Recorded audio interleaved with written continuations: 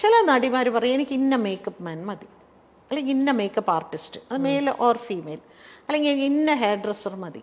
അപ്പോൾ പ്രൊഡ്യൂസർക്ക് ഇഷ്ടമുള്ള അല്ലെങ്കിൽ കമ്പനിക്ക് ഇഷ്ടമുള്ള ഒരു ഹെയർ ഡ്രസ്സറെയോ ഒരു മേക്കപ്പ് മാനെയോ അവർക്ക് വെക്കാൻ പറ്റില്ല. അങ്ങനെ നോക്കുകയാണെങ്കിൽ എല്ലാവരും പ്രമുഖരാണ്, എല്ലാവരും അവരവർക്ക് ആവശ്യമുള്ള ആളുകളെയാണ് അവർ ചൂസ് ചെയ്തുകൊണ്ടിരിക്കുന്നത്. എനിക്ക് ഇന്ന കോസ്റ്റ്യൂമർ മതി, അവരാണ് എനിക്ക് കറക്റ്റായിട്ട് കോസ്റ്റ്യൂം ഡിസൈൻ ചെയ്ത് തരുന്നത്.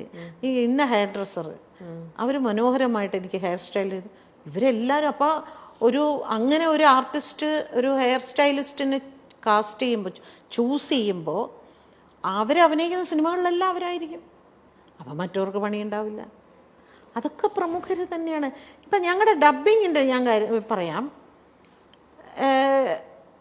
നായിക ശബ്ദം മറ്റുള്ളതിലൊന്നും ഇവരാരും ഇടപെടില്ല.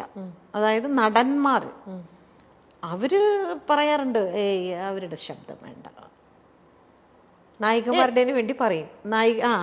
ആ നായിക പോലും ചിലപ്പോൾ അങ്ങനെ പറയാറില്ല, പക്ഷെ നടന്മാർ പറയും.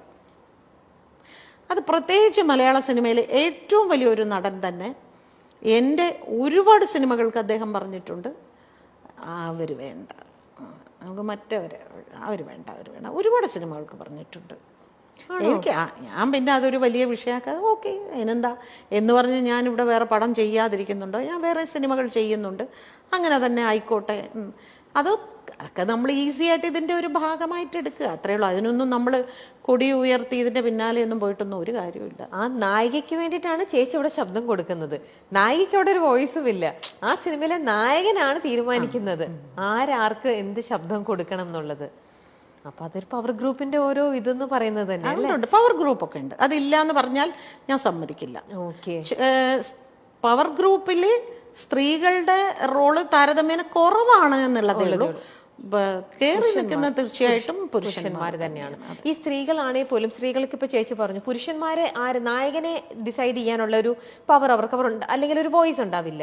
എന്നിരുന്നാൽ കൂടെ അവരുടെ കൂടെ അഭിനയിക്കുന്ന ബാക്കി കോ ആർട്ടിസ്റ്റുകൾ അവരാരൊക്കെ വേണം, അല്ലെങ്കിൽ എനിക്കിപ്പം ഒരാളുമായിട്ട് എനിക്ക് വലിയ താല്പര്യമില്ല, അപ്പൊ എന്റെ സിനിമയിൽ അവരാണ് എന്റെ സിസ്റ്ററായിട്ടോ എന്റെ ഫ്രണ്ടായിട്ടോ വരുന്നതെങ്കിൽ അങ്ങനെയും അവരവിടെ ചെയ്യിക്കാറുണ്ടോ അല്ലേ? ഞാൻ വരണമെന്നുണ്ടെങ്കിൽ ആ കുട്ടീനെ ആ സിനിമയിൽ വെക്കാൻ പാടില്ല അല്ലേ?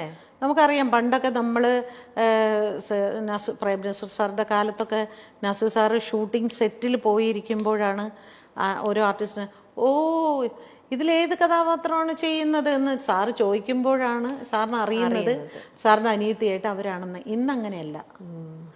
ഇന്ന് ഇവർ പറയും എൻ്റെ അനിയത്തി ആരാകണം, എൻ്റെ ചേച്ചി ആരാകണം, എൻ്റെ അമ്മ ആരാകണം, എൻ്റെ കാമുകി ആരാകണം, ഇതെല്ലാം അവർ പറയുന്നതനുസരിച്ച് തന്നെയാണ് പോകുന്നത്. പക്ഷെ അതൊന്നും ഒരു നിയമം കൊണ്ടൊന്നും അതൊന്നും മാറ്റാനൊന്നും പറ്റില്ല. പക്ഷെ അത് മലയാളത്തിൽ മാത്രമല്ലല്ലോ ഇപ്പൊ ഉള്ളത്, ഇവിടെ കുറവാ അല്ലേ? പുറത്തേക്കൊക്കെ ഇവിടെ കുറവാണ്. അവിടെ ഏത് തിയേറ്റർ റിലീസ് ചെയ്യണമെന്ന് വരെ അവർ തീരുമാനിക്കും. ഏത് പിന്നെ സെന്ററിലേക്ക് ഇത് പോണം, എവിടെയൊക്കെ പോണം, ഇത് എങ്ങനെ റിലീസ് ചെയ്യണം, എന്ന് റിലീസ് ചെയ്യണം എന്ന് വരെ അവർ പറയും. ഇവിടെ പക്ഷെ അത്രയായിട്ടില്ല. നമ്മുടെ പവർ ഗ്രൂപ്പ് ഇനിയും അവരുടെ ലെവലിൽ വളരേണ്ടിയിരിക്കുന്നു. ഓക്കെ, സിനിമാ മേഖലയിൽ നടക്കുന്ന പ്രശ്നങ്ങൾ പുറത്തു വരുന്നത് മറ്റു മേഖലകളിലും നവീകരണത്തിന് വഴിതെളിക്കുമോ? സിനിമയിൽ വരുന്നത് മറ്റു മേഖലകളിൽ നമ്മുടെ ഇപ്പം നടന്നുകൊണ്ടിരിക്കുന്ന സംഭവം സിനിമയിൽ മാത്രമുള്ളതല്ലല്ലോ. ഈ സംഭവങ്ങളൊക്കെ വേറെ ഏത് ഇൻഡസ്ട്രിയിലും വേറെ എല്ലാ മേഖലകളിലും ഉള്ളതാണ്. അല്ലെ, ഇതുപോലെ ഒരു കമ്മിറ്റി എല്ലാ മേഖലയിലും വരണം എന്ന് എനിക്കൊരാഗ്രഹമുണ്ട്. രാഷ്ട്രീയത്തിൽ ഒരു കമ്മിറ്റി കൊണ്ടുവരണം.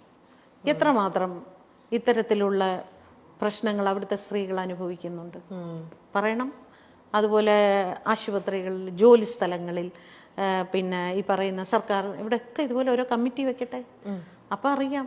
ഇപ്പോൾ സിനിമയാണല്ലോ ഏറ്റവും അധികം ചെളിവാരി എറിഞ്ഞുകൊണ്ടിരിക്കുന്നത്. ഇനി മീഡിയക്കുള്ളിലും വരണം.